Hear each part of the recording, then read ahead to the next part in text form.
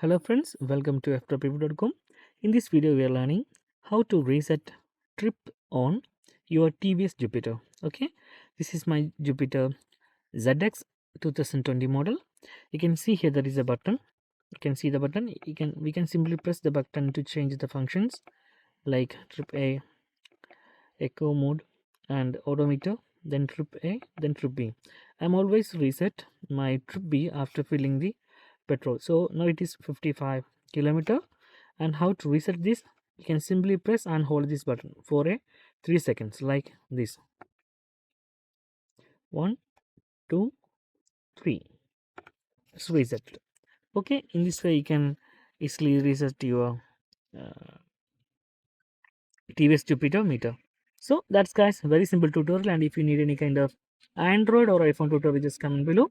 I will post my replies as videos so you can easily watch and understand it. And if you enjoy this video, please like, comment, share and subscribe our channel for getting more videos like this. Thank you so much for watching. Have a nice day. Bye bye.